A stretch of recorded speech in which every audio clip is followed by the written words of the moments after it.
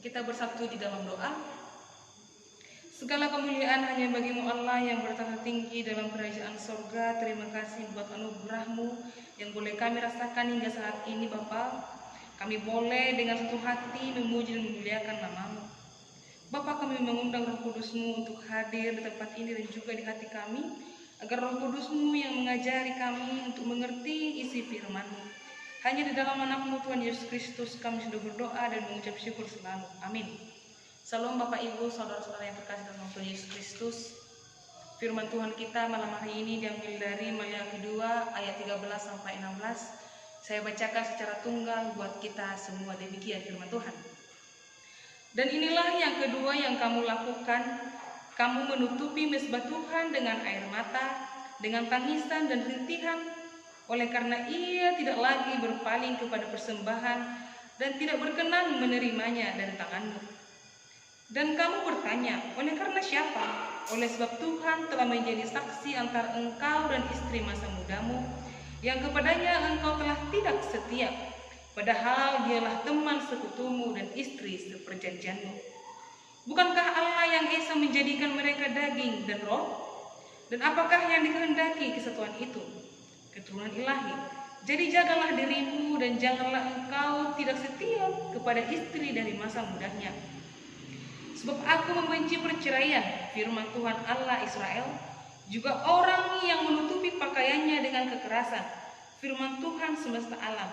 Maka jagalah dirimu dan janganlah berkhianat.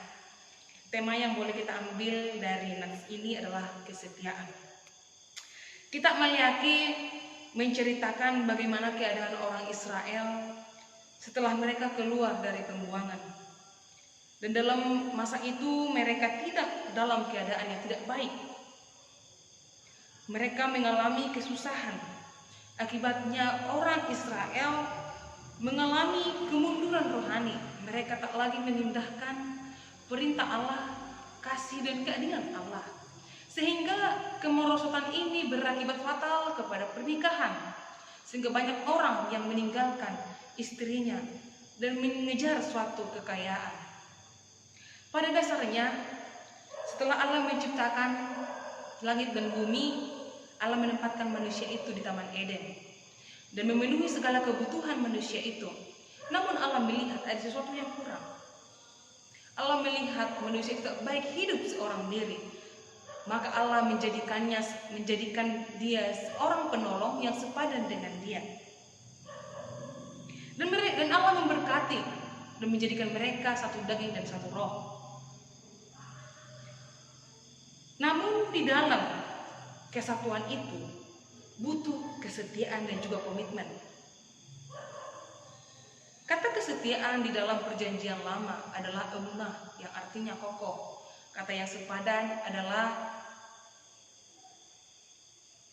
aman, loyal, dan faithful atau penuh iman. Dan dalam perjanjian baru adalah trust atau piskos, yang artinya percaya. Jadi kesetiaan itu adalah suatu kepercayaan yang sangat kokoh yang di dalamnya ada iman. Jadi kesetiaan tanpa iman, pernikahan itu tidak bisa langgeng. Pernikahan adalah gambar perjanjian Allah dengan umatnya. Perjanjian di sini bukanlah kontrak, tapi komitmen yang tak bisa dibatalkan oleh siapapun kecuali kematian. Hanya kematianlah yang bisa memisahkan pernikahan itu. Allah hanya ingin melihat bagaimana keseriusan kita saat kita mengucapkan janji suci di hadapan Allah dan juga orang-orang. Sehingga dalam rumah tangga itu haruslah Allah dihadirkan agar pernikahan itu kokoh. Tapi bukan berarti ketika pernikahan kita itu dilandaskan kepada Allah, rumah tangga kita itu aman-aman saja. Bukan. Setiap rumah tangga mempunyai bunga-bunga pernikahan, baik masalah dari luar maupun dari dalam. Namun masalah itu dijadikan sebagai refleksi untuk mengingat pernikahan yang telah dipersatukan Allah itu harus dipegang teguh. Namun banyak orang yang tidak mampu mempertahankan pernikahannya. Ia seolah menyesal telah apa yang dipilihnya dahulu, hingga ia datang ke hadapan Allah dan menangisi kehidupannya. Dan dia bertanya, oleh karena siapa?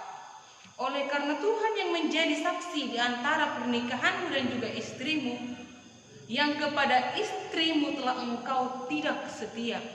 Sebab istrimu adalah sekutumu dan teman seperjanjianmu. Ingatkah engkau ketika engkau kesepian, Allah menjadikan seorang penolong yang menolong kehidupanmu, agar kehidupanmu lebih bermakna, namun engkau menyia-nyiakannya. Bagaimanakah seharusnya kesetiaan dalam rumah tangga itu? Kidung Agung menjawab, cinta kuat seperti maut, sungai-sungai tak dapat menghanyutkan cinta, bahkan harta dan rumah tidak mampu membeli cinta. Demikianlah seharusnya. Masalah dalam rumah tangga, bahkan godaan dari luar tidaklah mampu untuk mengoyakkan kesetiaan itu. Namun engkau telah menodai perjanjian dengan Allah dengan melakukan perceraian. Bahkan saat engkau telah mencoba tidak setia kepada istri masa mudamu, engkau telah menurunkan konsep hubungan perjanjian dengan Allah. Maka dari itu saudara-saudara, kata bosan, kekurangan dari pasangan kita, ekonomi tidaklah cukup untuk meninggalkan istri kita, bahkan menceraikan dia. Sebab karena pada dasarnya manusia bangga atas apa pilihannya, namun manusia selalu gagal untuk mempertahankan pilihannya. Seorang laki-laki harus menghargai istrinya, bahkan lebih berharga dari permata, sebab istri adalah anugerah pemberian Allah. Hingga engkau membawanya kepada Tuhan. Ketika rasa bosan itu telah datang kepadamu, ingatlah kembali bahwasanya engkau dulu pernah memperjuangkan, pernah meminta kepada Tuhan, dan engkau membuktikan kepada dunia bahwasanya cinta yang kau miliki kepada pasanganmu adalah sangat luar biasa, hingga engkau membawa dia ke hadapan Tuhan. Maka dari itu saudara, peliharalah cinta dan peliharalah kesetiaan dan peliharalah perjanjian pernikahanmu, agar rumah tanggamu diberkati. Sebab ketika engkau telah menerima pemberkatan, firman Tuhan berkata,